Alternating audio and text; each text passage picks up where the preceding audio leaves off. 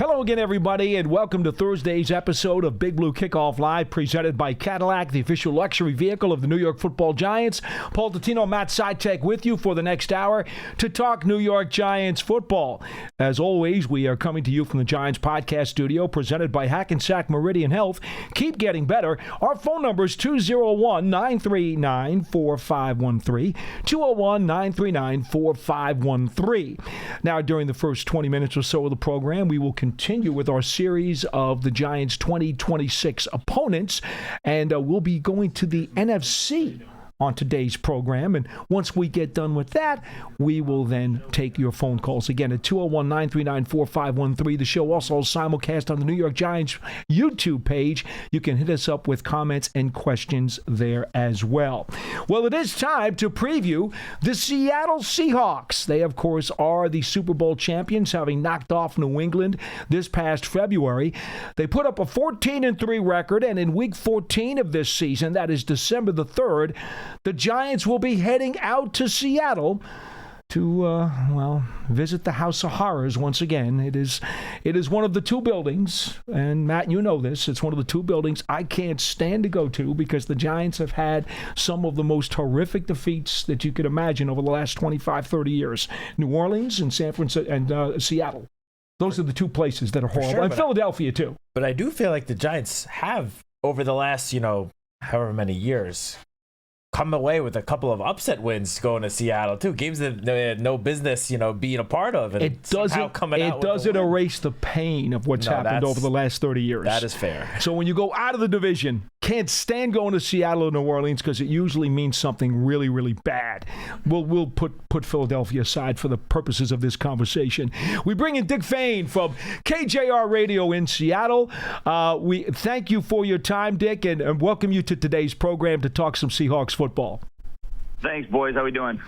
Very well, thank you. And I guess the first thing that we usually talk about when we preview our upcoming opponents, we start with the quarterbacks, but I'm not going to do that this time because I think the drafting of Price at number 32 overall at the end of the first round this past April was a very significant development. You figure that Walker goes to Kansas City. Charbonnet's coming off a torn ACL in the playoff game against the 49ers. And I got to wonder, are we looking at Price right out of the box being the go-to guy who's going to be a 1,000-yard rusher for this Seattle ball club? I think it just depends on how he acclimates in training camp. They brought him along really slowly in the OTAs and in the mandatory mini camps. They used a lot of George Halani in there and with the ones, and that kind of raised some eyebrows. But I don't think it necessarily should have, just because they want to bring him in slowly. They got a new offensive coordinator, so everybody's learning the new offense. Even though Brian Fleury, he's going to be very, very similar to what Clint Kubiak came from the same tree. So I think everybody's going to be learning this new offense. I don't know if Price is going to be a 1,000-yard rusher. I do know that he's going to be very, very instrumental in this offense. And once Zach Charbonnet comes back, I still think Price is the more talented running back than Zach Charbonnet. But it will be more of a split like it was with Ken Walker and Charbonnet last year when Charbonnet comes back. Sure. Yeah, so Paul decided to skip the quarterback position. I will tackle that one. Obviously, Sam Darnold coming off, honestly, back-to-back seasons where the two best seasons of his NFL career. Obviously, the first with Minnesota, but then helped lead the Seahawks to a Super Bowl championship this past season. You mentioned a new offensive coordinator here. So what did you see from Sam Darnold throughout the spring? How does he, look comfortable in this new system? Obviously, it takes some time for any quarterback to get a hold of a new offensive system, but coming off the run that he and the team had last year, the offense had, what did you see from Sam throughout the spring? Yeah, I think Sam has become a leader on this team. Everybody defends the guy. He's taken many slings and arrows over his entire career. Some of them deserved, but certainly none of them deserved over the last 2 years because, you take a look, he's the winningest quarterback in the NFL over the last 2 seasons. Mm-hmm. There's no one above him as far as wins, and he's done it with 2 different teams. And look what happened to the Minnesota Vikings when Sam Darnold left. that's really what you need to look at. What did the Vikings do when Darnold left, and what did the Seahawks do when Darnold got here? Well, one of them went to to the Super Bowl and one of them collapsed. So now, not all of that was Sam Darnold. A lot of it was the defense, and we saw that Sam didn't have to do much in the Super Bowl, and Sam didn't play particularly well in the Super Bowl. He'd be the first to tell you he didn't play very well in the Super Bowl. But you can tell watching that Super Bowl what the Seahawks offensive wizardry thought of how many points New England could put on the board. Sure. Right? They knew that New England could not score on this defense. Oh, it was a great game plan. Yeah, great game plan, Dick. That's fine. I mean, Sam, we don't need you to throw 35, 40 times like you did in the NFC Championship. In the NFC Championship game, the Seahawks defense knew we're in trouble. I mean, we need help, Sam. And what did Sam do in the NFC Championship game? He put together one of the great playoff quarterback performances we've seen in the last few years in the NFL and really carried the Seahawks to the Super Bowl. So I think for Seahawks fans, that's what they're going to remember from Sam Darnold is that, yes, he won the championship as a part of a great team, and the team probably carried him in the biggest game of the year, but you don't get to the biggest game of the year without Sam carrying the team in that game in Lumen Field. Now, this is a bit of a forecasting question, I suppose, or more of one down the line, if you will. They drafted Milroe last year, and I don't know how he looked as a rookie in practice or what his study habits are or how much he picked up with the offense. Of course, they got the new OC this year anyway, so things are changing. But where will Milroe fit into this equation, either nearsightedness or farsightedness, however you want to answer the question? Well, it was really surprising the lack of usage for Milroe. We really thought, I made the comment numerous times during the preseason last year. I said if Jalen Milroe isn't in 4 to 5 times a game in 3rd and 1s, in 4th and goals, in 3rd and goal situations, that's a waste of a pick and a waste of talent. And well, they didn't use him. I mean, they used him. I think he had one carry early in the season. He fumbled the ball in a preseason game on a bad decision on a pitch, and I think they just decided, you know what?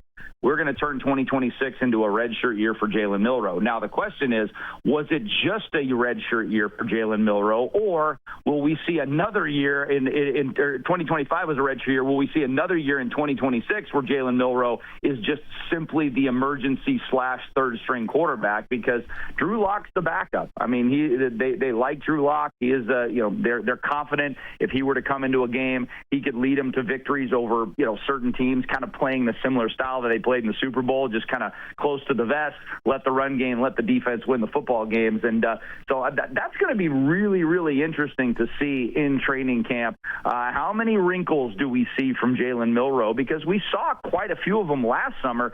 It just didn't manifest itself on the field in the games.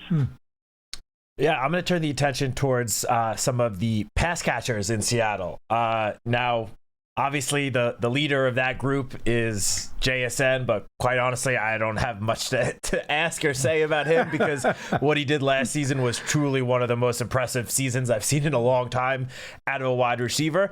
What I want to ask you about is the number 2 receiver, Rashid Shaheed, who the Seahawks traded for, and then just this past offseason, obviously, re-signed to a pretty large 3-year contract. Obviously, he didn't have a ton of production getting traded midseason to Seattle, but what are the expectations for him now going into after having a full off season to really get implemented with the team, with the new offense, with the quarterback Sam Darnold, of course? So what are expectations for Shaheed in 2026?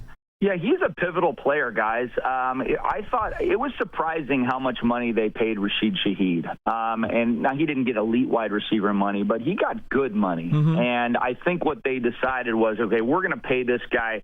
This guy is 2 players. He is the best kick returner in the NFL. Mm-hmm. And he's an okay wide receiver.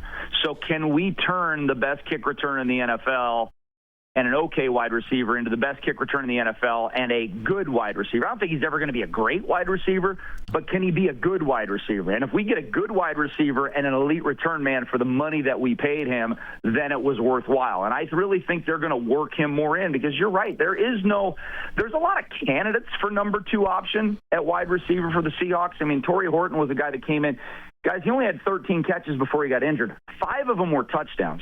This guy led the Seahawks in touchdowns in the first half of the season last year, and then we never heard from him again. Is he an injury-prone player, or just did he go through an injury? We don't know. He's more your, go up and get it guy in the end zone. Rashid Shaheed's more the burner. But we saw the Seahawks try to take some shots downfield late in the season with Rashid Shaheed, and I think we're going to see more of that. I think we may see some more gimmick plays with maybe some handoffs and some screen passes to Rashid as well, because you just need to get that guy out in open field. I mean, the Seahawks don't win the division.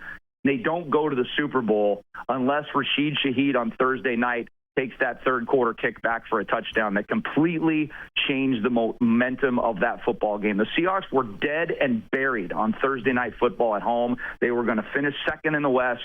They were not going to go to the Super Bowl because they're not going to the Super Bowl going through the road. They've never done it before. They probably will never do it again. On the flip side, if they have home field advantage, you guys know they've had home field advantage 4 times in the NFC playoffs, and they have never lost a game. Exactly. They have made the Super Bowl every time they've had home field advantage as the number 1 seed. So that's kind of the formula. You have to win the division in Seattle, or else you're not going to make the Super Bowl. And they feel like Rashid Shaheed is that type of guy that can kind of get them over the top with the special teams. Dick, there are 2 guys I'm curious about in the passing game, wondering which one might be more of an X factor. The one guy, Barner, had a really nice statistical uptick this past season at tight end. But there's Cooper Kupp there, and we know about his resume, and I know he's 33 years old, but is there enough gas in his tank where if they have to lean on him more heavily, he could potentially drink from the fountain of youth? I don't know, guys. I think they're going to rely more on the guys we just talked about, Horton, Shaheed, and then you mentioned A.J. Barner. A.J. Barner is my old pick to click this year for the Seahawks offense. I mean, put his name down on your fantasy sleeper list at tight end. I don't know if he will ever have the volume that the George Kittles and the Travis Kelce's and those guys do that go, the first, second, third pick in your fantasy draft at tight end. But he is a legit tight end. He is big. He is fast. He's strong. He is a guy that I think has been a steal for the Seahawks. And we just saw a glimpse of what A.J. Barner could be. He had that first touchdown in the Super Bowl in the corner of the end zone. He is a guy I think they're going to rely on heavily. He was the second leading receiver in catches last year for the Seahawks, and I think he expands on that. I think he's like 52 or 53 catches last year. I think he gets up towards 70 this year. Go to the other side of the ball now, the defense, which obviously coming off of just a... You want to skip the O-line?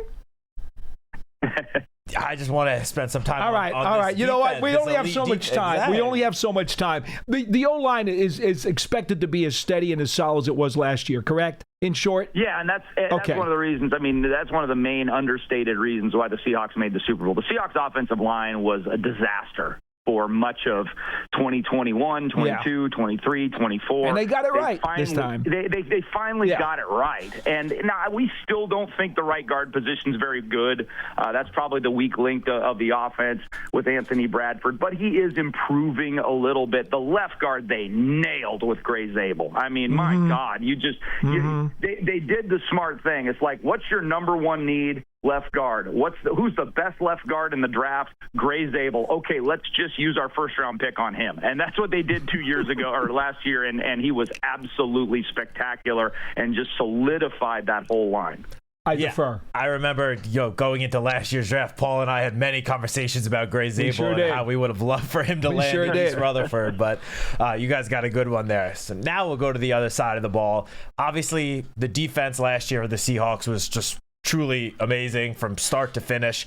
I mean, the run that they went on, I'll count the Week 18 game against San Francisco, and then the playoff run, obviously the one game against the Rams, the defense, I'm going to say struggle because the Rams offense was just really powerful, but the defense carried this team to a Super Bowl, and potentially the leading charge to that force is a guy that we are very familiar with, Leonard Williams, who I don't know if you saw this today, but ESPN's been putting out this poll of execs, coaches, and scouts that they rank the best players at each position. And the defensive tackle one came out today, and coming in at number 1 was Leonard Williams. So I guess just what sort of impact has Leo made, I guess, since he got to Seattle, but especially this past season, and how is he helping just, I guess, to continue this defensive dominance from last year into 2026?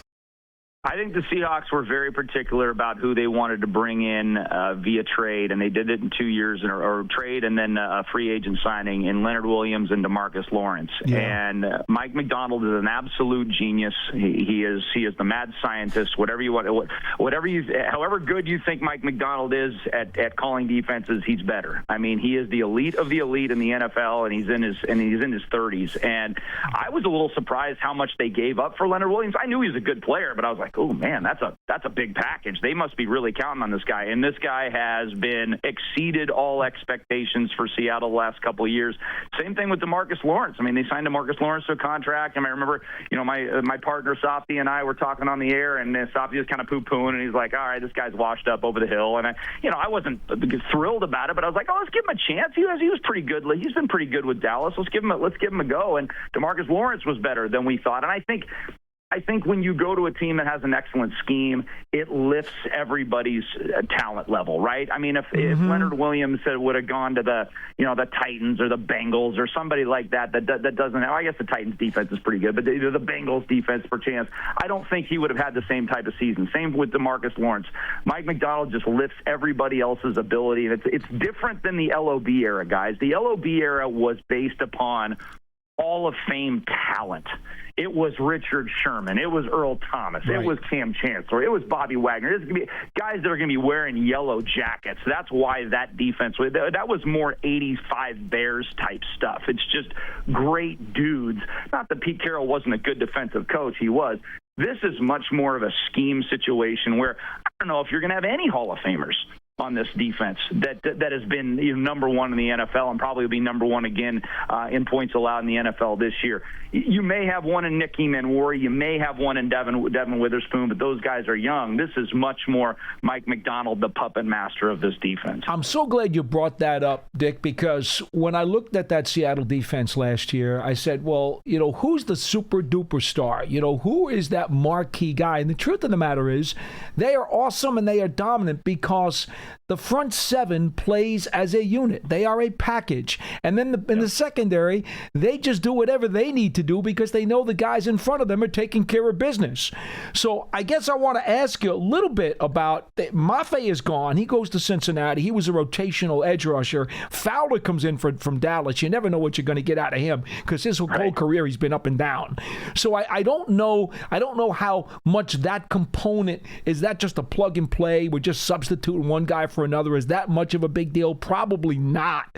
And then I look at Jones, who for me, 125 something tackles, 5 interceptions, second team all league last year. Is he like the least talked about all-star linebacker in the National Football League?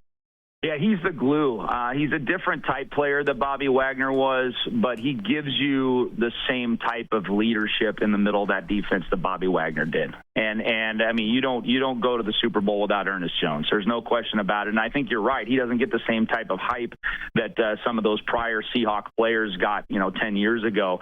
But I mean, he's been absolutely excellent. He was the one that stepped up publicly when people were taking shots at Sam Darnold after Sam Darnold had the 4-interception game against Los Angeles with the the famous line, if you want to step in here and talk about my quarterback, F you, except you didn't say F you. And so he is that type of leader on this football team. Everybody rallies around Ernest Jones on that defense. Yeah, Paul mentioned obviously the departure of Boye Mafe, but he was not the only starting player on the defense to leave, as Reek Woolen signed with the Eagles and Kobe Bryant signed with the Chicago Bears. Obviously, those are both guys in the secondary. So what did Seattle do to replace those guys in the starting secondary? Yeah, I think Kobe Bryant was a little more disappointing that he left than Tariq Woolen. I think Seahawks fans were ready for Tariq Woolen to go. I mean, he was a fantastic freak athlete. Yeah, long, super fast. He would make plays, but he would also just get turned around, make some terrible decisions. He had a horrible penalty late in the season that that really got, an unsportsmanlike call that got everybody all ticked off in Seattle. They wanted him out that second. I wanted him out that second. So I don't think Seahawks fans are going to miss Tariq Woolen much.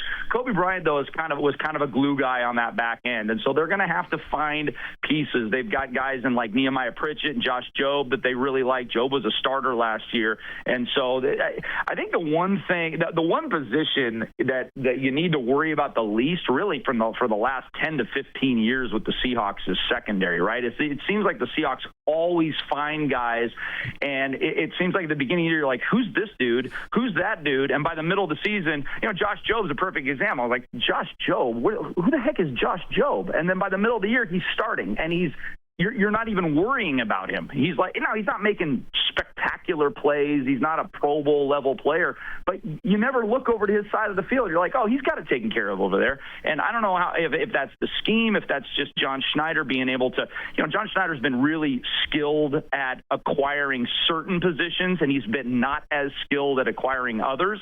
I think, offensive line has probably been his weak link over the last 15 years. Certainly the defense as a whole has been a strength for him, but particularly the back end. He's always been able to find guys in the back end of that defense that fits what his coach wants to do. Oh, it's disgusting, actually, the embarrassment of riches, Dick. I mean, I went into the list of their draft picks this year, and immediately, like the names that popped up, Julian Neal, third-round pick out of Arkansas, and TCU, second-round pick Bud Clark. I remember going into the draft. These two guys were highly rated at their positions.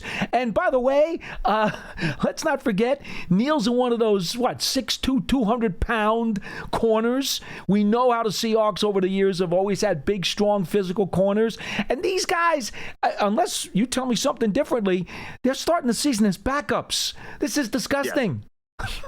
Yeah, and that's right. And then the Seahawks, to tell you what position the Seahawks are in with their roster, they traded a 7th-round draft pick for a gunner on special teams. Yeah. Literally a gun. They traded a draft pick for a gunner. They're like, okay, they're so spoiled. They're like, what do we need on this team? Oh, we're a little weak at gunner. So let's trade a 7th-round pick for a gunner. And so they did that. But you're exactly right. I didn't even mention the rookies that you mentioned there because they probably will be starting on the bench. I think versatility is the key for all those guys. They wanted to bring in guys that really have no position. What position is Devin Witherspoon? Is he an outside corner? Is he a slot? How about just great? Just great. That's all. Just tell him to be great.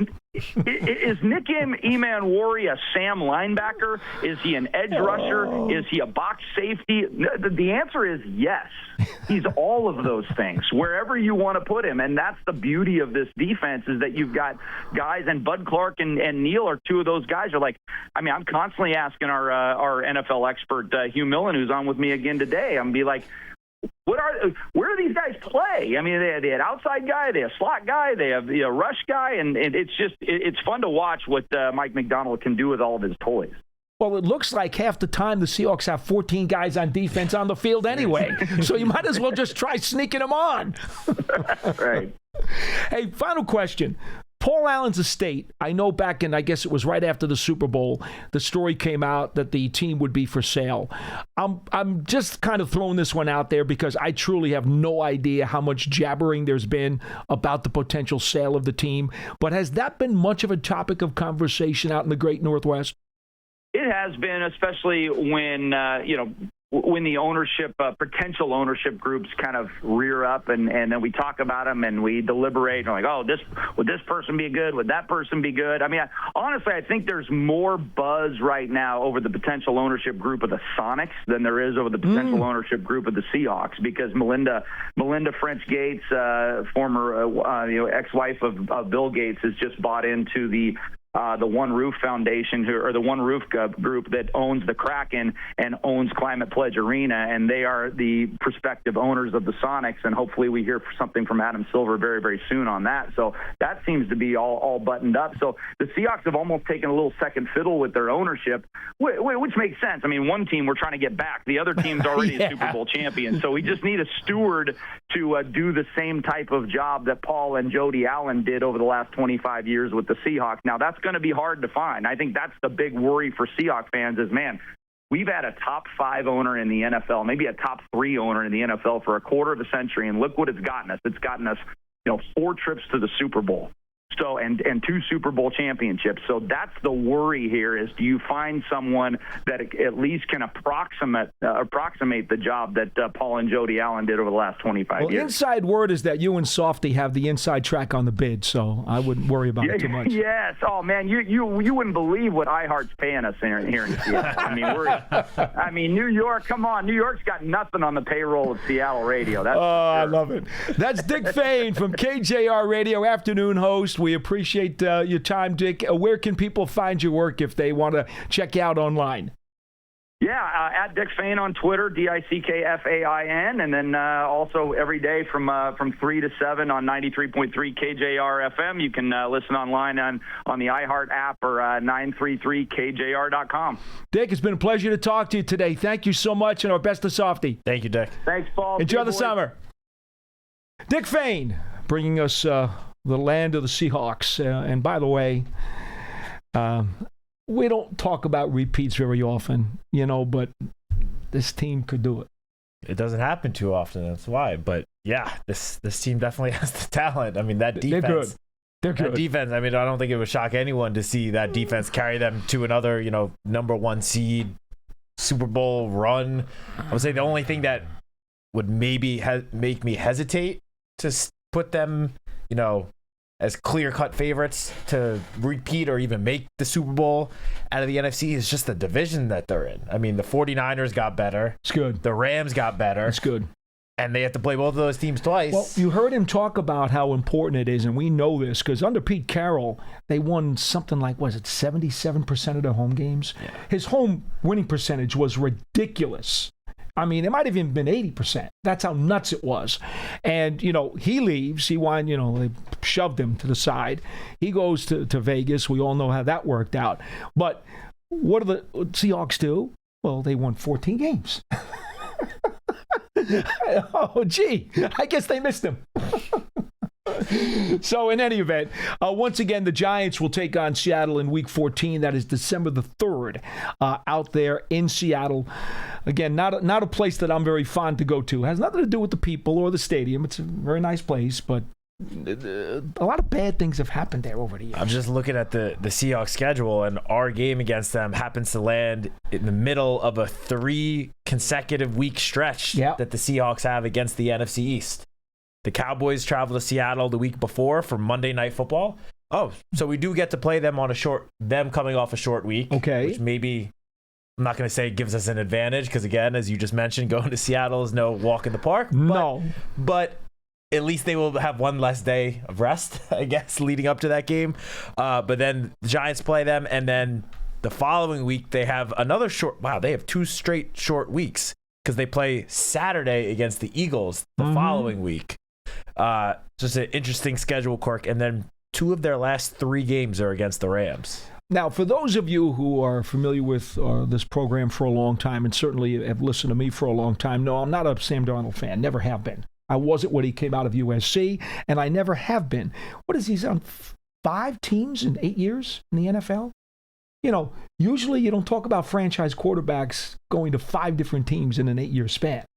It just doesn't happen. And yet we've seen 2 guys from that same draft class have very similar career paths. Obviously, Nuts. one led to a Super Bowl, but Baker Mayfield's doing pretty well for himself as well. Yeah. He jumped around for a few It's teams. crazy how that's worked out. Now, I know the last 2 years, first in Minnesota and then in Seattle, Darnold did whatever he had to do to be a part of a winner. I'm sorry. If I'm not still 100% a believer in Sam Darnold, I'm sorry, I'm just not. But I get it. The proof is in the pudding. He's got the resume the last 2 seasons. He's played on teams that have gone a combined 28-6. They each went 14-3. Yeah, 28-6. Pretty good. In the regular season. And he's got himself a Super Bowl ring as well. So, I have to eat some crow on this one. I mean, he certainly has turned it around. Now, whether or not that will continue, I don't know. I mean, Geno Smith was nothing, decided all of a sudden to be something in Seattle, and after like 3 terrific seasons, right in the tank. Could Sam Darnold suddenly fall off the cliff as quickly as he climbed the summit? It could happen, I suppose. Look, it happened to Geno. I wouldn't be surprised if it happens to Sam Darnold, to be frank with you. I'm still not 100% believer. Sam Darnold was way more of a highly touted prospect than Geno. He was the number 3 overall pick. Geno was mid-second round pick? So yes, he was. It's obviously anything is possible. As we see in the NFL these days, some guys, their careers fall off a cliff overnight, it seems like. Other guys, it seems like the second half of their career, they blossom and become a totally different player. I mean, Leonard Williams, we were talking about him. He just had probably his best season. I mean, he had some very good seasons with the Giants. We knew how good he was. But he probably is playing at his absolute best right now. And I'm not saying he's close to retirement, but he's certainly on like the back 9 of his career. He's not. Don't tell him that. He's not a young cat anymore. He's got plenty of gas left in the tank. Don't get me wrong. But obviously, he's been in the league now for a decade, close to it. Oh, yeah. Easy. So some guys, just take a little bit longer to find their footing. No doubt. Leo found it right away. But when it comes to Sam Darnold, maybe he just, obviously it was tough to really compete and do anything on just a horrendous Jets team.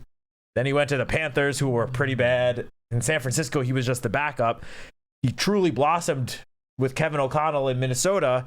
And, a lot of people questioned, even when he signed with Seattle last year, was he just a product of Kevin O'Connell's offense? Because obviously we've seen a lot of quarterbacks go play for KOC and then, rejuvenate their career. But he backed it up again this past year. His numbers maybe were not quite as good as they were in Minnesota, but he wasn't asked to do as much. And he did enough to help them win a Super Bowl. I had always said for years that Jim Plunkett, who was just horrific the first few years of his career, was with New England and with San Francisco. He was just horrible. And then he gets to the Raiders, and look what he does. He's a champion. I always thought he was the poster child for the quarterback who just came from the bottom of the canyon to climb up to the summit. And Geno Smith and Baker Mayfield and Sam Darnold, all of these guys have had tremendous success after really kind of slogging through the mud for several years. I wonder if Kyler Murray's next. Even though he had some good years with Arizona, never quite lived up to That's a good question. Who's the next guy? I mean, I feel like Kyler Murray's the easy choice just because, again, he's pretty bad. He followed the Sam Darnold route of going to play for Kevin O'Connell in Minnesota. Yeah. And he's the quarterback whisperer. If KOC can't rejuvenate Kyler Murray's career, nobody's going to. Now, one thing to be sure, to be a quarterback with this Seattle Seahawks team that they put on the field last year, and certainly what we expect them to put on the field this season, is not the most difficult thing in the world to do. Because their offensive line, they were a top 10 offensive line this past season, and they had Kenneth Walker, who certainly was a dual threat and could really, really wear down a defense. And then on top of that, Smith and Jigba, unbelievable production, especially when you consider that the rest of the wide receiver room was not very spectacular. Yeah. I mean, he had, 1,800 yards last year? I think around that, yeah. I mean, he was Offensive Player of the Year. He was truly phenomenal. And no other way to put it. Everybody knew he was getting the ball. Yeah.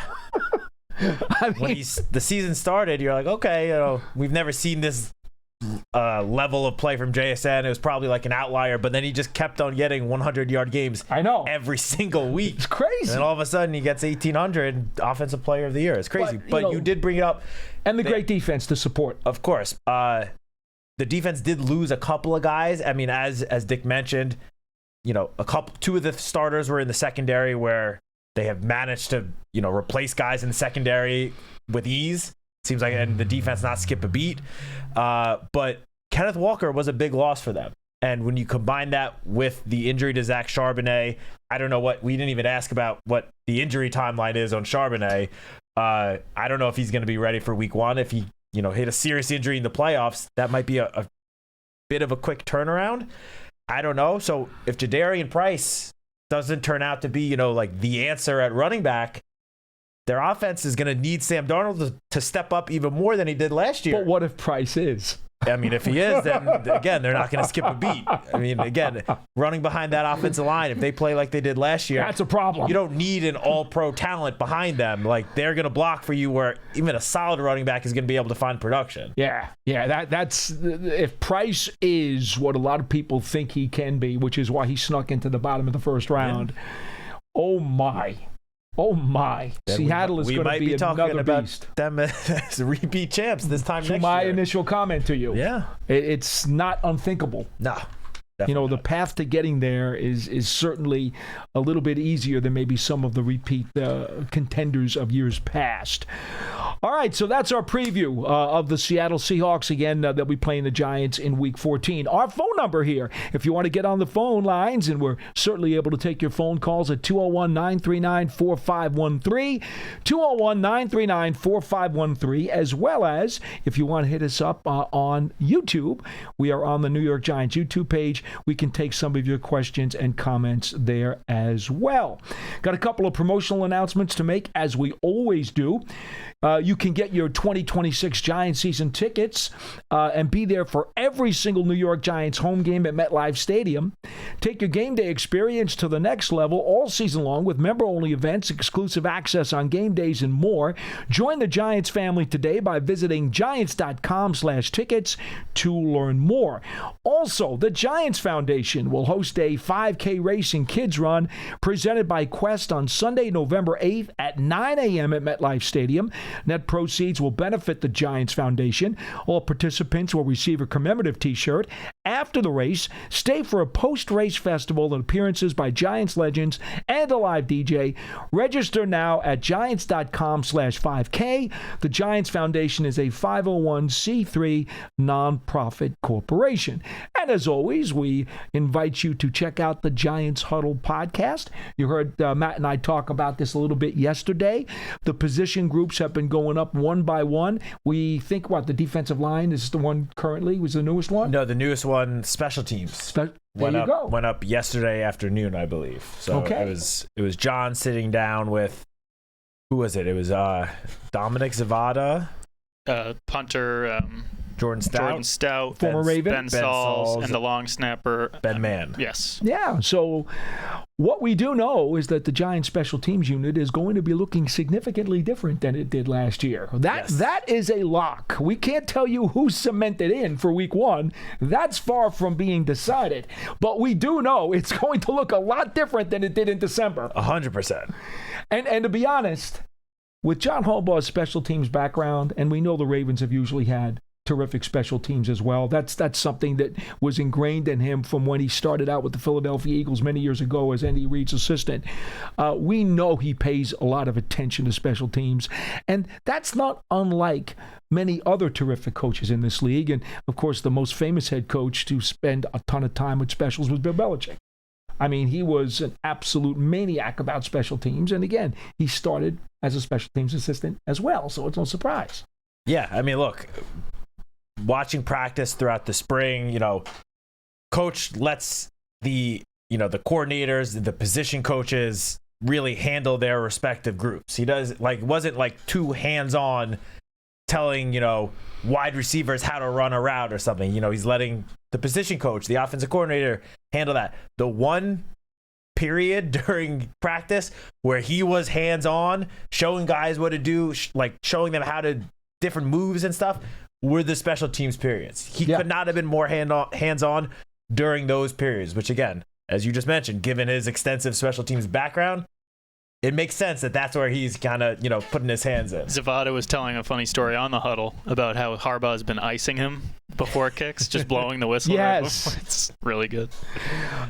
Pearson, by the way, has been really going at it 25 hours a day, cutting all this stuff up. We commend you, Pearson. A hand for Pearson, our producer. Please, folks, appreciate him when you call up, because he's the one who's got to screen the calls today. Him and Johnny Mac share the duties during the course of the week, and Pearson has been well at work on the editing machine, taking care of all these interviews to make sure that they get up and they're crystal clean for you guys so you can enjoy them. I did want to mention one thing that we talked about yesterday. I'm going to give you a second here before I read the question. I want to kind of set this up for you. Okay. So we did yesterday's show. I was on with Lance, and we were talking about Isaiah Likely. Yeah. And how there is a great anticipation of him having a breakout year for the Giants. Yep. He signed a rich contract. He comes up from Baltimore with John Harbaugh, where he was behind an All-Pro and Mark Andrews for several years. So we're thinking he's going to make a mega jump. We were trying to think, how many NFL tight ends over the course of the last 10, 15, 20 years. Made a mega jump when they were the number 2 on one team. They were kind of in the weeds. Went to a second team and suddenly exploded and became a very important part of a passing game. Did you have a thought on that one? Oh, let me let you think about it. I'll read this comment because it pertains to this question. Yeah. Josh Paredes, 9353, says, on the topic of yesterday's show, would Darren Waller count as a tight end that was a non-starter that had success with a second team? The answer is no. Waller had great success. He had been on Baltimore, hadn't done much, went to Oakland, but the problem in Baltimore was he had gotten suspended. Yeah, his issues were off the field. Yeah, So. he had other things that sidetracked him. Got to the Raiders. Yes, he did well, had a 1,000-yard season there. Did fine. Came to the Giants, dipped again. Went to Miami, did some nice things for them in Miami last year. I don't know if you can consider him fully a comeback player, but he did some nice things for Miami. Yeah, it's just tough to count, I guess that first Baltimore stint and then going to the Raiders after being out of the league for, 2 full years? Well, again, he had off-the-field issues. For sure.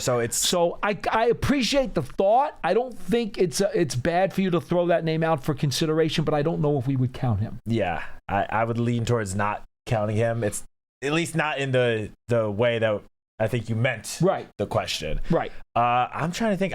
No guy jumps into the top of my mind with this question. Lance had one. Martellus Bennett. Okay. And I give him props on that one. Yeah. No, that's behind true. Jason Witten, he barely even played. When he came to the Giants, he was only here for 1 year, but and he was really good. He was very solid. Got a big contract from the Bears. I'm trying to think of a guy, I guess, that falls into the criteria of what you're asking, but the breakout led to him being considered a top tight end. Martellus Bennett was very solid that year.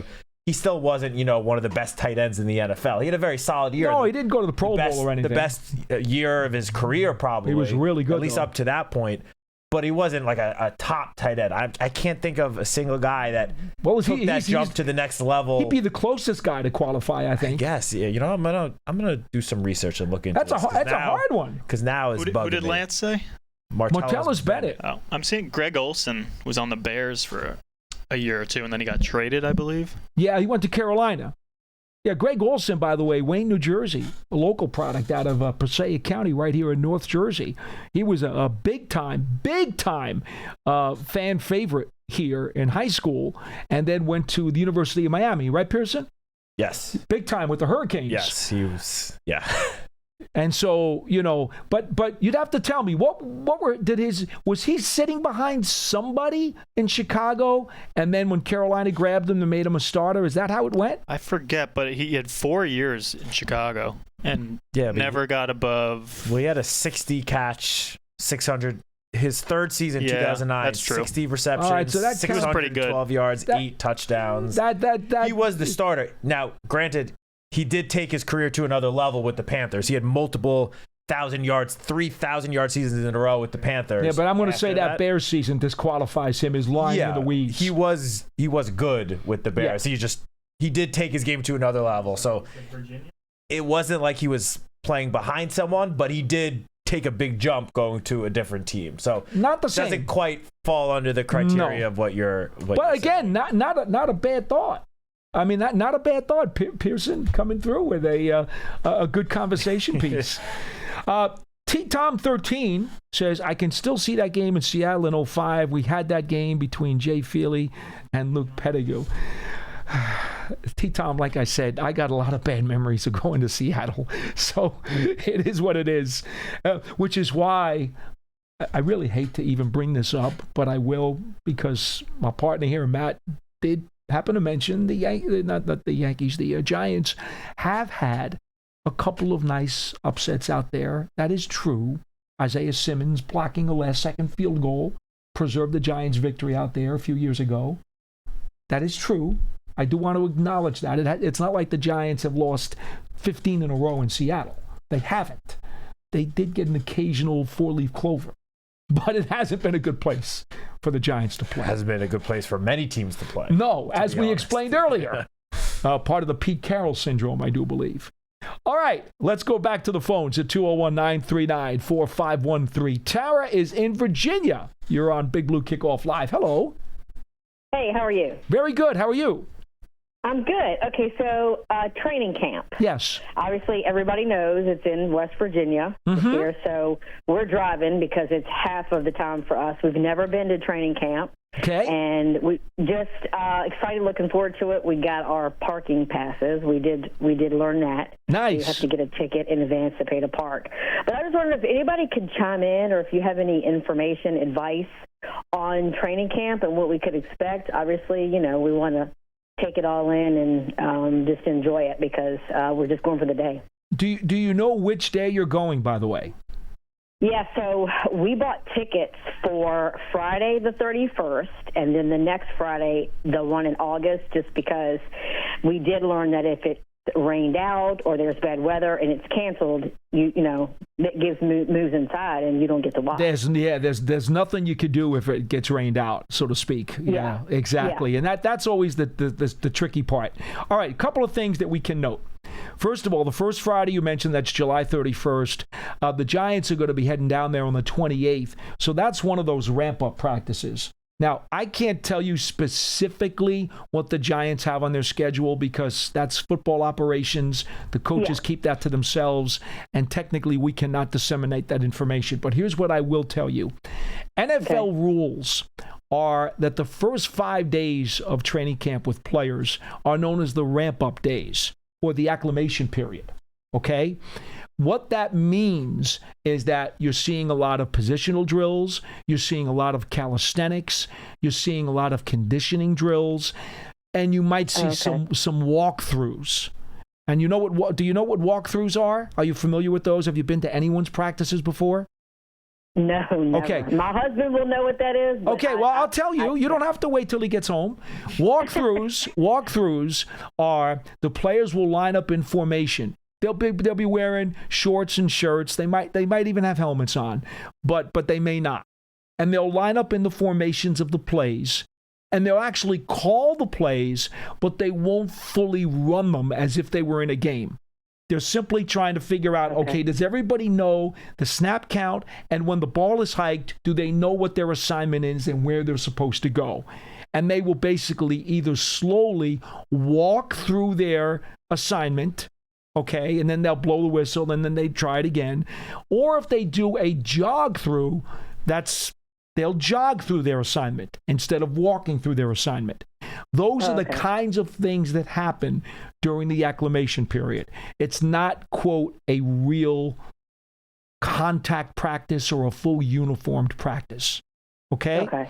So that's what I would anticipate you'll probably get on the 31st. I think it's safe to assume that. I can't say that. There might be some team drills. I mean, we saw all of spring where there's no contact allowed. They still did team drills in those practices. It's not quite the same as when the pads are fully on and they're going full throttle. Again, I don't want to be specific here. I'm just giving you a general sense of how it usually works. Okay? Maybe they'll ramp it up a little bit quicker, and maybe we'll see guys run more of a jog through, and it'll be a little bit more, and maybe they'll actually have helmets on. We'll see. All right, that would be the 31st. It's much more likely, and I can't say it's going to happen, but it's much more likely that on the following Friday, that would be August 7th. That's the other day you have? Yes. Okay, it is much more likely. Can't guarantee it. That is the next to last day of the Giants training camp session in West Virginia. There is no public access on August 8th. That August 8th is Saturday.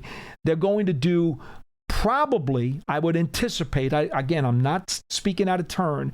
My guess would be the last day there will be like a walkthrough probably because they're coming back on Saturday night, the 8th. Yeah. And I don't think he's going to want to put his players through a full practice, hopping them on a plane to get back to Jersey.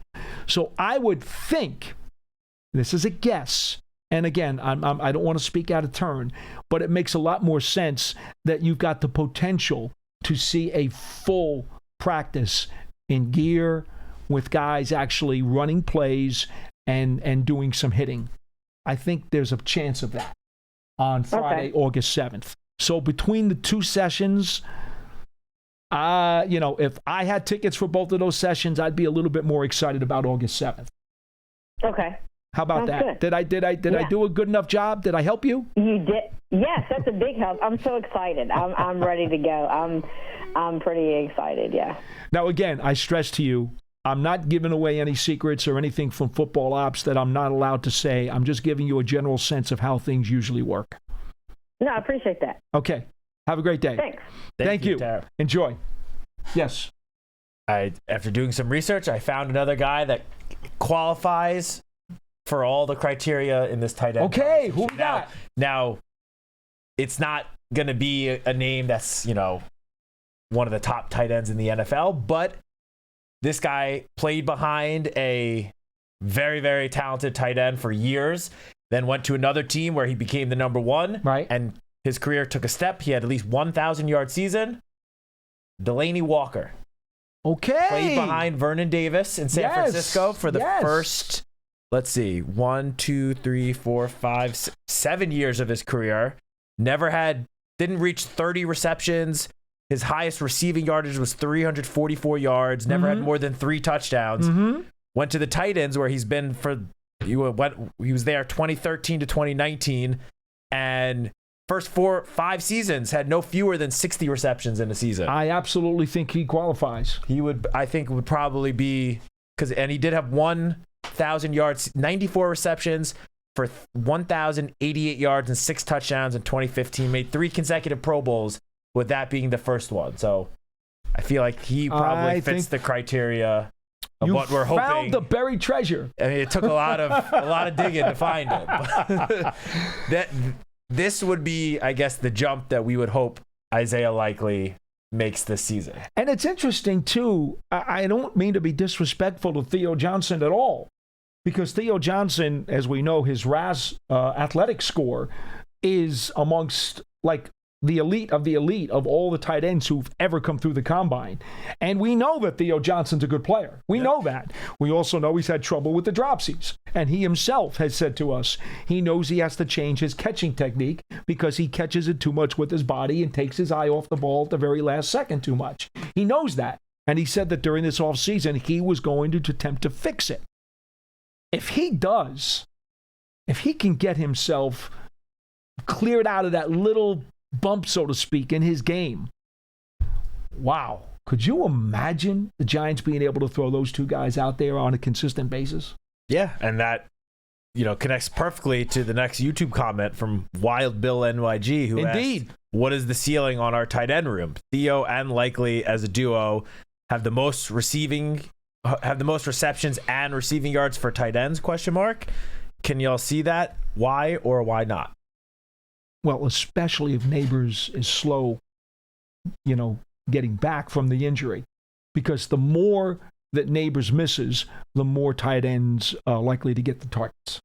Yeah, I mean, look, even if, and it is a big if, I think, at this point, Malik Neighbors is cleared and is on the field playing week 1, he's not going to be the Malik Neighbors that we're used to seeing in week 1. You wouldn't think so. These injuries, I mean, you can basically look at any example for the last however many years of star playmakers, star pass catchers coming back from as serious of an injury as Malik Neighbors had last year.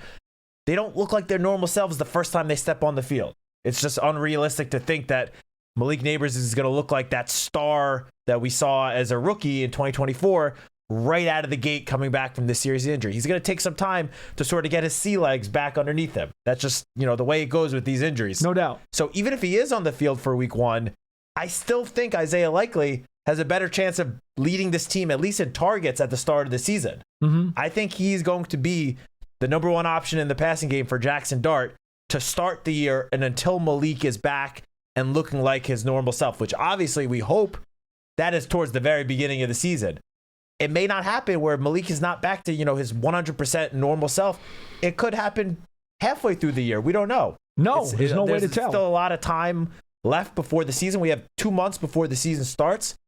We'll have to see, how Malik looks once we get down to West Virginia. We don't know when exactly he will be on the field at that point. Coach expressed confidence the last time we heard from him that Malik would be back soon. But obviously it depends how his rehab is going during this current time right now where we don't have any communication with anyone on the football side. So we don't truly know. But I do think Isaiah Likely, the ceiling is very high for him in this offense to be that number one option for Jackson Dart. For Jackson Dart to take the next step, the year 2 jump that we all hope and kind of expect him to take, he's gonna need Isaiah Likely to step up and be that huge, reliable, consistent option in the passing game. And Theo, as secondary, I know he was brought in, Isaiah Likely, to be the top tight end. The contract he was given and how quickly the Giants agreed to that deal show that they clearly have a plan for him. But I think it could easily be more of a 1A, 1B situation than a number 1 and number 2 situation. Let me say this to you. If Likely and Johnson come out of the box strong and assert themselves as part of the passing game, your defensive coordinator, how are you lining up to cover those guys? See, we know Bill Parcells, when he was head coach in Dallas with the Cowboys, he decided that Jeremy Shockey was too dangerous on his own. I'm not putting a linebacker on him. I'm not putting a safety on him. I'm putting a corner on him. And he manned him up with a corner. Okay, that's how special he thought Shockey was. Now, Likely has been behind Mark Andrews, so it's not like, people haven't seen him before. People know who Isaiah Likely is. They've seen him. They've played against him in Baltimore. So it's not like he's brand new, fresh out of the box, and they have no idea and they're going to be blown away by him. But I think having Matt Nagy pulling the strings as the offensive coordinator. Folks, again, let's recall, Matt Nagy was the OC the last couple of years in Kansas City, where tight end one Mr. Kelsey is a huge part of their offense, and they are not afraid to do anything with Travis Kelsey in Kansas City. He will take laterals. He will line up in the slot. He will line up as a tight end. He'll line up as an H-back. He'll line up on the boundary. They put Kelsey in every kind of play imaginable in the offense.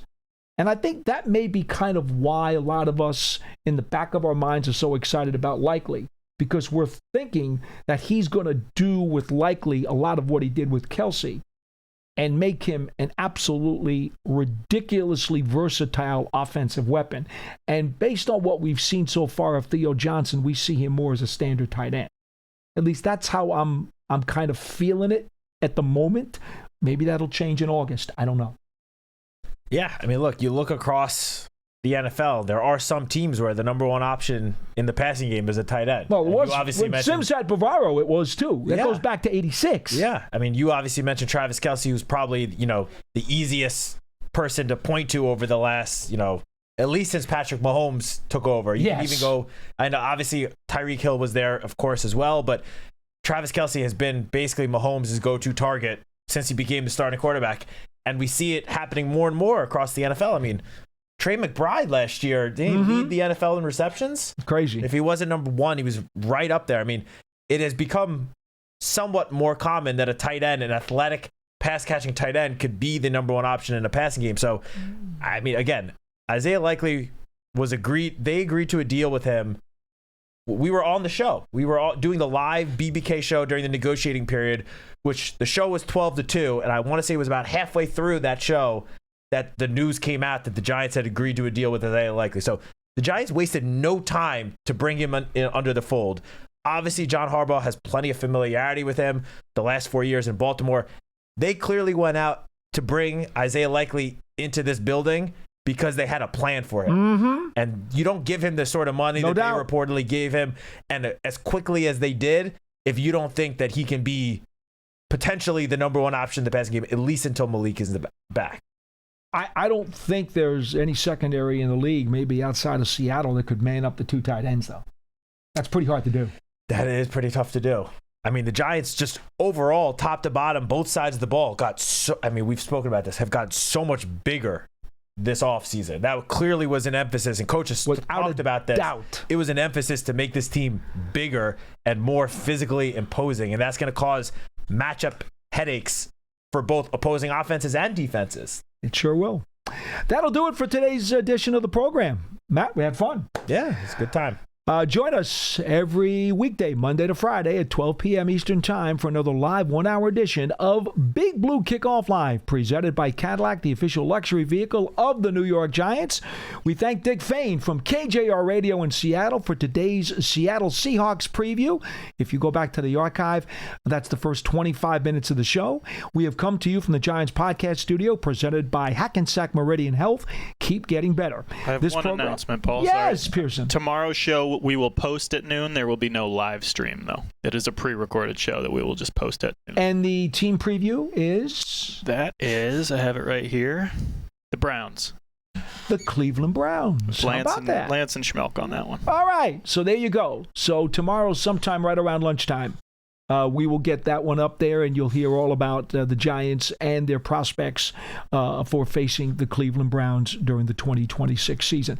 This program, as always, is part of the Giants platforms everywhere, the Giants YouTube channel, and at Giants.com/podcasts. From Matt Citak, I'm Paul Dottino. We'll see you next time.